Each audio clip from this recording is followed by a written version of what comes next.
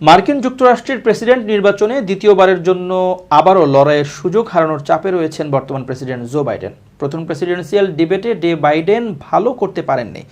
তারপরে শোনা যাচ্ছে ডেমোক্রেট শিবিরে এবার প্রেসিডেন্ট পদপ্রার্থী হতে পারেন সাবেক মার্কিন প্রেসিডেন্ট বারাক ওবামার স্ত্রী মিশেল ওবামা। প্রেসিডেন্সিয়াল ডিবেটে জো বাইডেন খুব খারাপ ফল করলেও ডেমোক্রেটদের কেউ কেউ এবছর গোড়া থেকেই মিশেল ওবামাকে মার্কিন প্রেসিডেন্ট হিসেবে তুলে ধরার চেষ্টা করছেন। তবে মার্কিন সংবাদ মাধ্যমের খবর হলো নির্বাচনে লড়াই করতে খুব একটা আগ্রহী নন মিশেল, কারণ ডেমোক্রেটদের একাংশের ধারণা জো বাইডেনের মানসিক ভারসাম্য খুব একটা ভালো অবস্থায় নেই। তাই প্রার্থী বদলের প্রয়োজন, তা না হলে ট্রাম্পের সামনে কোনোভাবেই টিকতে পারবে না বাইডেন।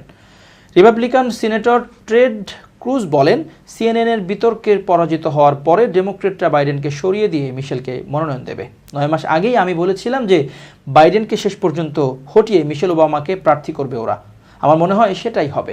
সিএনএনের বিতর্কের পর ডেমোক্রেটদের একাংশ ভাবতে শুরু করেছেন বাইডেনকে দিয়ে আর চলবে না।